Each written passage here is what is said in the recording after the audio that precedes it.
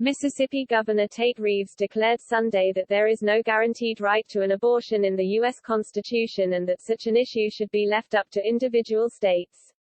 His comments came after the Supreme Court heard oral arguments last week in a case focusing on his state's 15-week abortion ban that has the potential to limit abortion access across the U.S.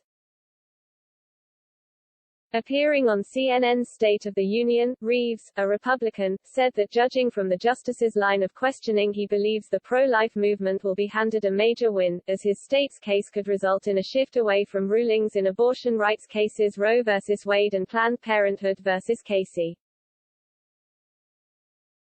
This has been a watershed moment in American history over the last week, as this case that many of us in the pro-life movement have hoped would come before the court for many years, the governor said.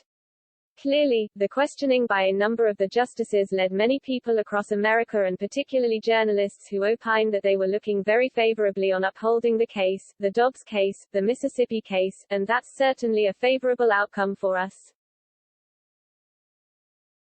If you read the Constitution, in my opinion, there is no guaranteed right to an abortion in our U.S. Constitution, he continued.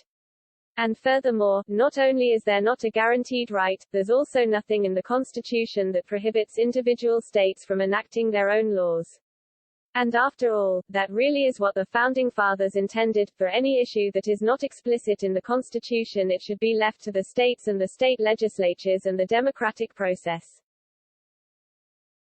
Since Roe was enacted in 1973, there have been 62 million American babies that have been killed through this process, Reeves continued.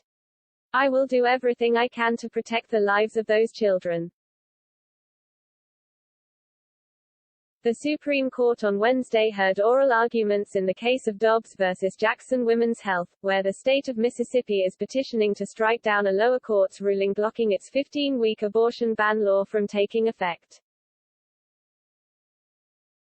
Legal analysts have suggested the Supreme Court's conservative majority could strike down some or all of the decades of precedent following Roe v. Wade and Planned Parenthood v. Casey, opening the door for state legislatures to pass laws banning abortions prior to fetal viability.